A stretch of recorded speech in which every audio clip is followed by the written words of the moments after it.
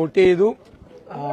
എന്റെ മൂത്തായ Kesari Balakrishna memorial government കോളേജിലാണ് 135 number ബൂത്തിലാണ് vote ചെയ്തത്. കുടുംബസമേതം വന്നാണ് വോട്ട് ചെയ്തത്. തീർച്ചയായിട്ടും കേരളത്തിൽ എല്ലായിടത്തും എല്ലാവരും ഈ പോളിംഗ് പ്രക്രിയയിൽ പങ്കെടുത്ത്, ഈ ജനാധിപത്യ പ്രക്രിയയിൽ പങ്കെടുത്ത് ആ ജനാധിപത്യത്തെ വിജയിപ്പിക്കാൻ വേണ്ടിയിട്ടുള്ള ശ്രമങ്ങളിൽ പങ്കാളികളാകണമെന്നാണ് എന്റെ ആദ്യത്തെ അഭ്യർത്ഥന. വോട്ട് ചെയ്യാതെ ആരും മാറിയിരിക്കരുത്.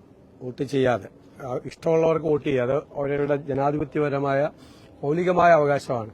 ആ അവകാശം ഉപയോഗിക്കാതിരിക്കരുത്. ആ ജനാധിപത്യ പ്രക്രിയയിൽ എല്ലാവരും, കേരളത്തിലെ എല്ലാവരും പങ്കാളികളാകണം എന്നാണ് എന്റെ വിനയപൂർവ്വമായ അഭ്യർത്ഥന. തീർച്ചയായിട്ടും ഞങ്ങളെല്ലാം അസസ് ചെയ്തിട്ടുണ്ട്.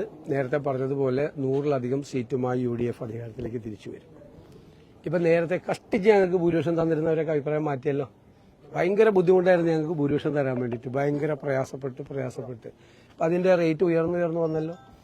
ദേശീയ സർവേകളിലെല്ലാം നല്ല നിലയിലേക്ക് UDF വരുന്നുണ്ട്. എല്ലാ ദേശീയ സർവേകളിലും മികച്ച രീതിയിൽ നടന്നു. ഈ തട്ടിക്കൂട്ടിയ സർവേകളുടെ കാര്യമല്ല ഞാൻ പറഞ്ഞു. തട്ടിക്കൂട്ടിയ 2-3 സർവേകൾ കേരളത്തിലുണ്ട്.